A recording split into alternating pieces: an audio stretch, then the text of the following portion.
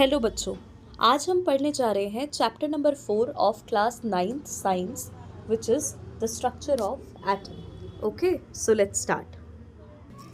तो बेटा, जैसे आपने पिछला चैप्टर जब पढ़ा था ना, उस चैप्टर में एटम्स एंड मॉलिक्यूल्स में आपने समझा था कि एटम्स क्या होते हैं, मॉलिक्यूल्स क्या होते हैं और अलग अलग टाइप के एटम्स और मॉलिक्यूल्स कौन कौन से एग्जिस्ट करते हैं हमारे आसपास में, उन सब के बारे में आपने पढ़ा था, राइट।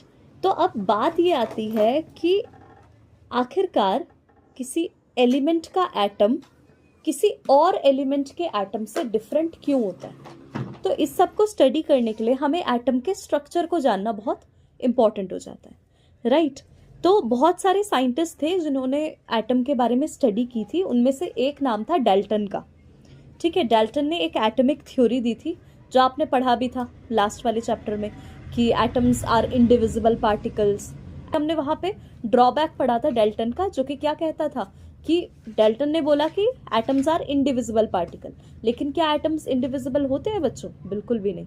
एटम्स तो डिवाइड किए जा सकते हैं। किस किस फॉर्म में डिवाइड होते हैं? प्रोटॉन्स, न्यूट्रॉन्स और इलेक्ट्रॉन्स। तो बहुत सारे ऐसे चैलेंजेस साइंटिस्ट के सामने आने लग गए कि भाई कैसे हम किसी एटम के स्ट्रक्चर को स्टडी करें।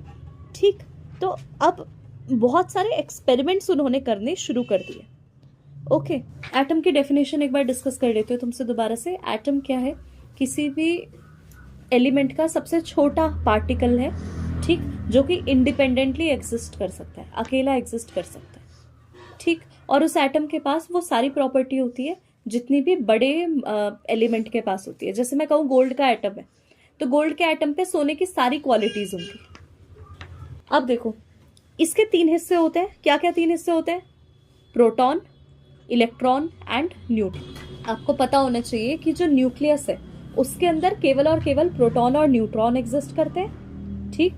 जबकि जो आपका बाहर है, बाहर का रीजन, वहां पर इलेक्ट्रॉन्स एटम के आसपास घूमते हैं, ठीक है। ये स्ट्रक्चर मैं आपको वो बता रही हूँ जो आजकल हम फॉलो करते हैं। तो जे थॉमसन जो थे, उन्होंने कैसे डिस्कवरी की थी, क्या करा था, वो हम अब जानने वाले हैं। ओके, तो Thomson propose the model of an atom to be similar to that of a Christmas pudding. उन्होंने क्या कहा कि जैसे क्रिसमस पुडिंग होती है उसके जैसा मॉडल उन्होंने दिया था, किसका? एटम का। और इन्होंने क्या बोला इसमें कि इलेक्ट्रॉन्स जो हैं वो कहीं कहीं पर लगी हुई पुडिंग के ऊपर लगे हुए रेजिन्स की तरह हैं, जो उसके ऊपर डेकोरेटिव क्या कहते हैं, फ्रूट्स नहीं लगे होते, ड्राई फ्रूट्स, उसकी तरह तो इलेक्ट्रॉन्स रखे हैं। और जो पूरा का पूरा पुडिंग है, क्रिसमस पुडिंग, वो पूरा पुडिंग किसकी तरह हो गया? प्रोटॉन की तरह हो गया, ठीक। तो जितनी अमाउंट इलेक्ट्रॉन की है उतना ही अमाउंट का प्रोटॉन वहां होता है, तो ओवरऑल मिलाकर पूरा का पूरा बैलेंस हो जाता है। तो अगर आप एनसीईआरटी में भी देखो तो उसने यही बोला है। इस मॉडल का एक और नाम है वाटरमेलन मॉडल। इससे तुम्हें एकदम से दिख जाएगा।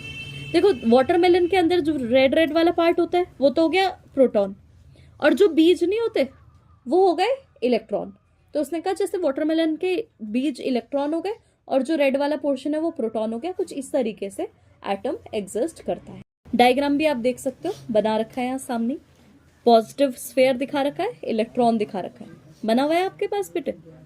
ओके, तो इसके स्टेटमेंट आप देख लो, 2 है। Atom consist of positively charge sphere and the electrons are embedded in it. और दूसरा है the negative and positive charges are equal in magnitude, so the atom as a whole is electrically neutral, ठीक।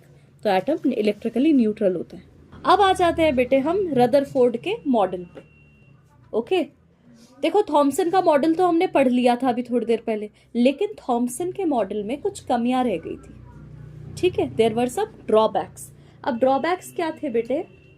कि आगे और experiment करे scientist ने, जैसे रदरफोर्ड ने एक्सपेरिमेंट करा या बाकी साइंटिस्ट ने, तो थॉमसन का मॉडल उन चीजों को एक्सप्लेन नहीं कर पा रहा था। Rutherford's model of an atom, इन्होंने क्या करा, अल्फा पार्टिकल्स को हिट करवाया गोल्ड फॉइल के ऊपर।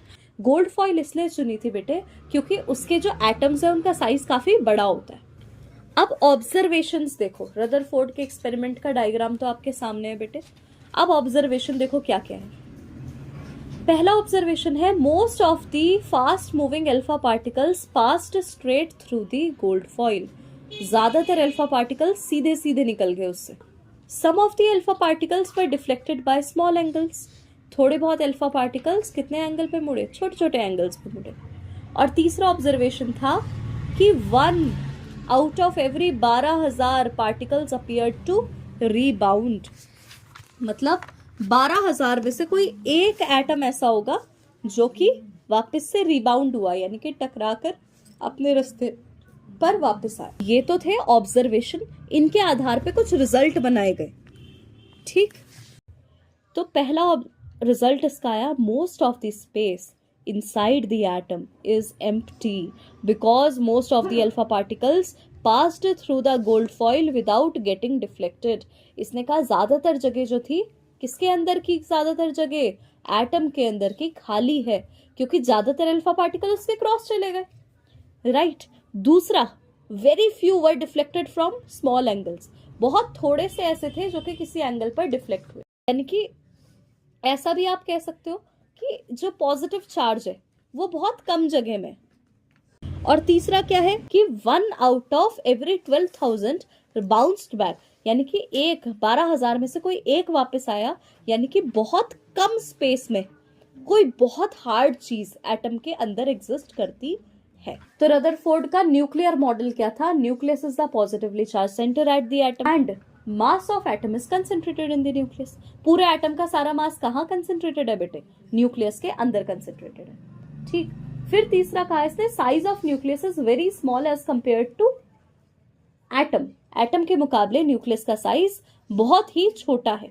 देखो बेटा, एक तो इन्होंने कहा था कि रदरफोर्ड ने बोला न्यूक्लियस के आसपास में इलेक्ट्रॉन गोल गोल गोल गोल घूम रहे, इलेक्ट्रॉन ऐसे ऐसे घूम रहे न्यूक्लियस के आसपास, तो वो घूमते रहेंगे, एनर्जी लूज करेंगे, धीरे धीरे धीरे धीरे कहाँ पे गिर जाना चाहिए उन्हें, न्यूक्लियस में गिर जाना चाहिए, यानी कि अनस्टेबल होना चाहिए।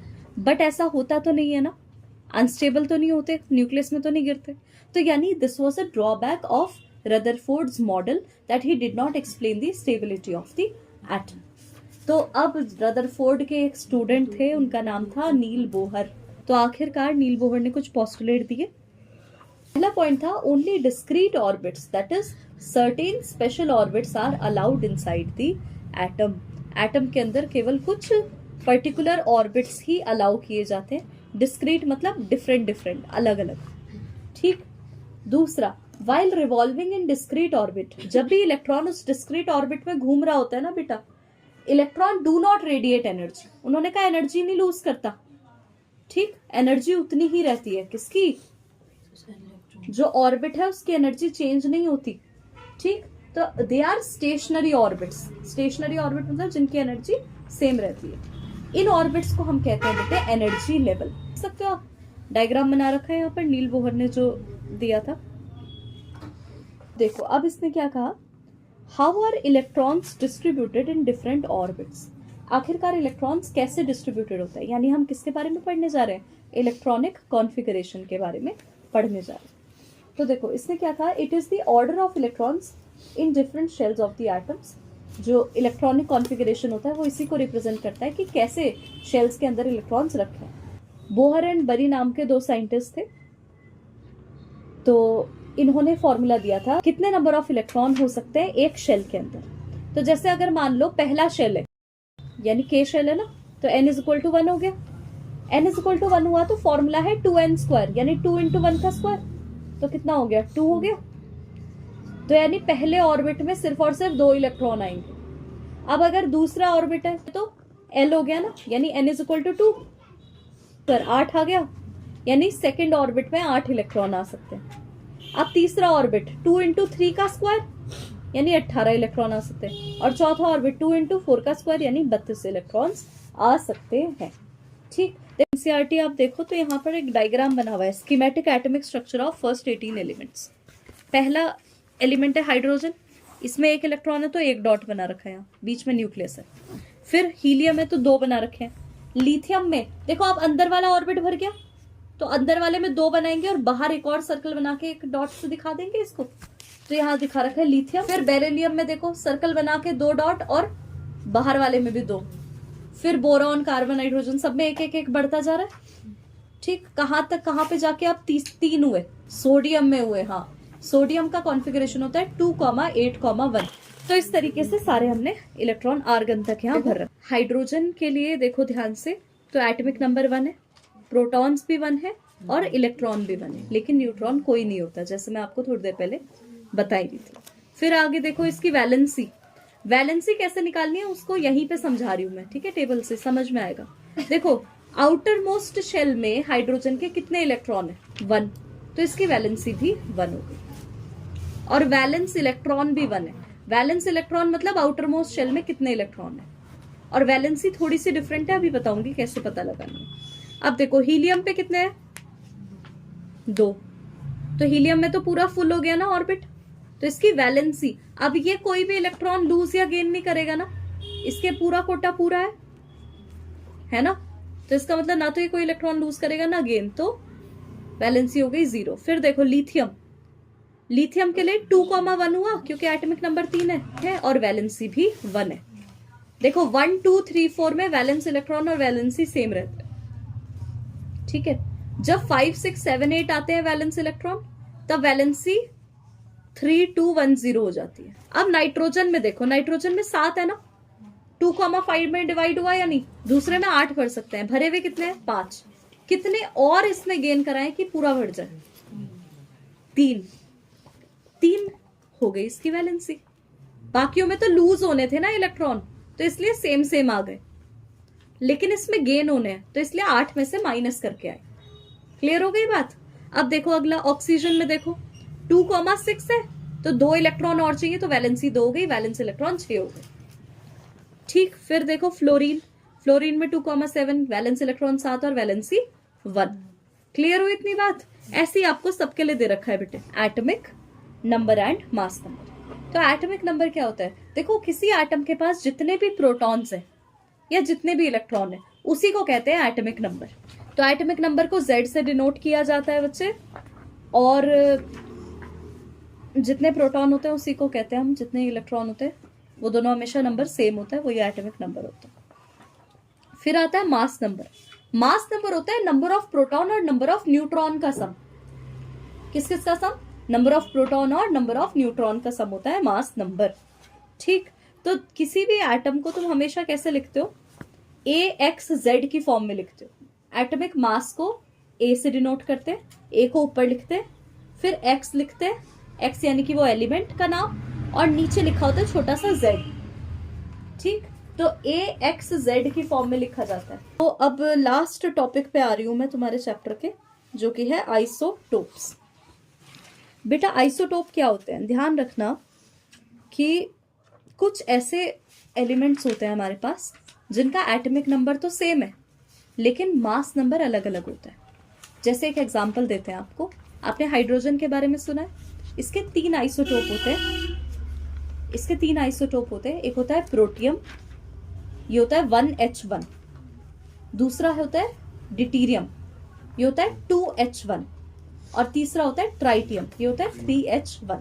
तो 1H1, 2H1 एंड 3H1, ये तीनों के तीनों का एटॉमिक नंबर 1 है, लेकिन मास नंबर तीनों का अलग है, 1, 2 और 3। तो ये हो गए आइसोटोप्स ऑफ हाइड्रोजन। जब भी आइसोटोप्स कहोगे तो वो सेम एलिमेंट के होंगे, ठीक है। अब जैसे कार्बन के आइसोटोप्स कहूं तो एक होता है कार्बन 12, एक होता है कार्बन 14, मतलब उसका कॉन्फ़िगरेशन लिखा जाता है 12C6 और 14C6। तो दोनों का एटॉमिक नंबर तो सेम है 6, लेकिन दोनों का मास नंबर अलग अलग है 12 एंड 14, ठीक। क्लियर हुई बच्चे बात? तो हम चाहें तो इनकी मदद से एवरेज एटॉमिक मास भी निकाल सकते हैं। एटॉमिक मास है बेटे, उसका फॉर्मूला होता है P1A1 प्लस P2A2 अपॉन 100। अब ये क्या है? P1 हो गया percentage of first element, P2 हो गया परसेंटेज ऑफ सेकेंड एलिमेंट। अब जरूरी नहीं है 2 ही हो, 2 से ज्यादा भी हो सकते हैं, तो अगर ज्यादा होंगे तो प्लस P3A3 प्लस P4A4 ऐसे भी कर सकते हैं, जितने भी उसके आइसोटोप्स होंगे। अपॉन करना है 100। अब A1, A2, A3 क्या चीज है? एटॉमिक मासेज है सबके लेगा, ठीक है बच्चे। ये तो सारी बात हुई हमारी किसके बारे में? आइसोटोप के बारे में। तो आइसोटोप्स के कुछ यूजेस भी है, जैसे यूरेनियम के आइसोटोप को न्यूक्लियर रिएक्टर में यूज करते हैं। उसके अलावा कोबाल्ट के आइसोटोप्स को कैंसर के ट्रीटमेंट में यूज करते हैं। और आयोडीन का जो आइसोटोप होता है उससे गले में बीमारी हो जाती है ना, गोइटर की, थायराइड के कारण होती है वो, तो गोइटर की बीमारी के ट्रीटमेंट में आयोडीन का यूज। बेटे आइसोबार्स जरूरी नहीं है कि सेम एलिमेंट के होंगे ही नहीं, हमेशा अलग एलिमेंट के होंगे, because they have different atomic number. ठीक, एलिमेंट्स का एटॉमिक नंबर अगर सेम है तब वो सेम एलिमेंट को बिलोंग करेंगे, लेकिन अगर एटॉमिक नंबर ही अलग है तो वो अलग अलग एलिमेंट के होंगे। लेकिन सेम क्या होता है, मास नंबर सेम होता है। ओके, तो जैसे मैं एग्जांपल देती हूँ, हमारे पास इन्होंने दे रखा है बच्चे कैल्शियम, कैल्शियम का एटॉमिक नंबर 20 और आर्गन उसका एटॉमिक नंबर 18, लेकिन दोनों का मास नंबर 40। ठीक, तो यानी कि दोनों के पास जो टोटल नंबर ऑफ न्यूक्लियॉन्स है वो सेम रहेगा। क्लियर हुई बच्चों बात? अरे पक्का बोलो। तो बेटा बधाई हो आपको, आपका चैप्टर खत्म हो गया है और अब मजे करो, आराम से पढ़ाई लिखाई करो। तो ठीक है बच्चों, बाकी हम करेंगे नेक्स्ट वीडियो में। तब तक के लिए बाय बाय।